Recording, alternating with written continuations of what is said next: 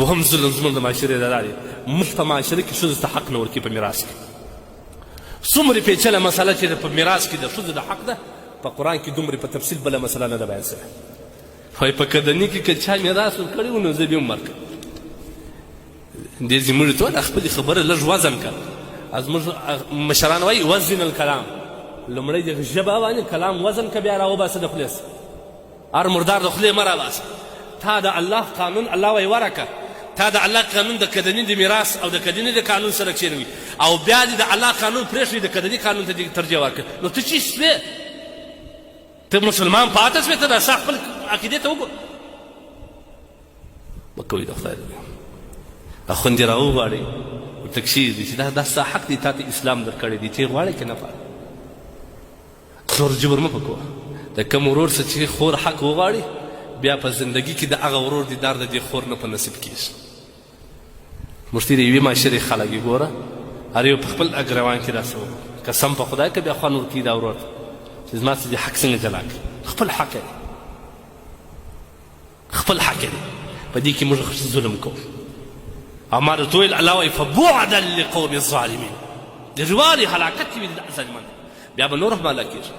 او چا چې د خپلې خور یا د یتیم یا د عمه یا د خاله یوه لویشي مځکه لاندې کړل، ښه یې واورئ، په ښه غوږه یې واورئ، هغه د خود د مځکې لاندې کولو والا ښه یې واورئ.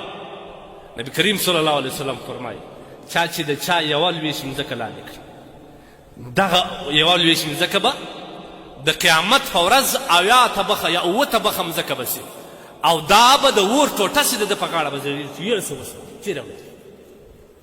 دا چې په ګزو ګزو دې لاندې کړي ځان ټینګ کړي اسان چا ته ډېرې ته خو لږ په دا خپل ګریوان کې سوچ وکړه.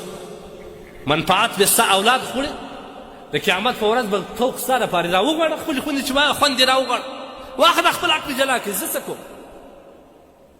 یوه لویشت مځکه د یتیم ده، یوه لویشت مځکه د خپلې خور ده، یوه لویشت مځکه د عمکې ده، راګرځول او پر هغه باندې دعوه کول، پر هغه باندې قدم ایستل، دا به د قیامت په ورځ اووه مځکې سي، او دا به د اور یو خطرناکه ټوټه سي او د ده په غاړه به زړېږي چې وخت وسې نه سي. دا څوک خوښوي؟ مه کوئ د خدای مځکه به څه شي، قیمت به څه شي، قیمت به څه شي.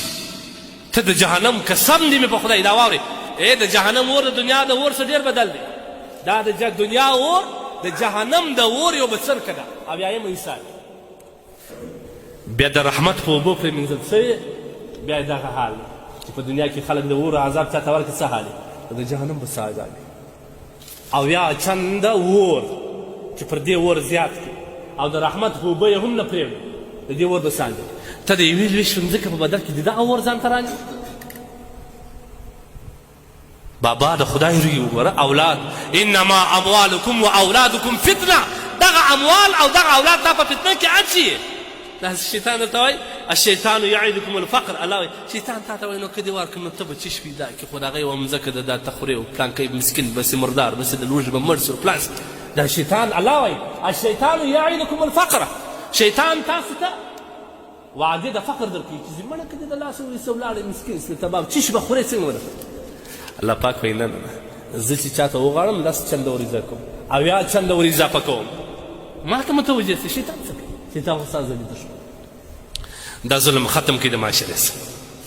دا وارې ورونه د خدای روی وګورئ، مځکه یې چینه ده، په مځکه کې به ته څه شي پیدا کړې ځان، لیکن دغه مځکه چې په ظلم لاندې سي ستا په ژوند حاصلات باندې موړ ولاکه سي.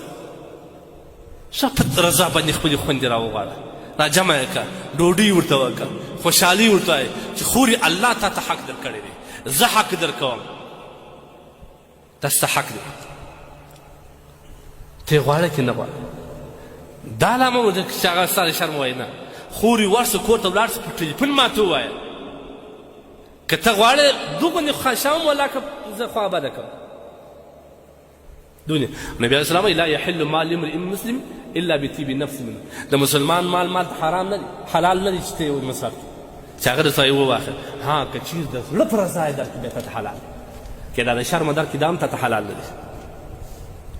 ورته خورې ښه سوچ پر وکړه، دا ستا مځکه ده، تا ته الله حق درکړی دی، ته یې غواړې؟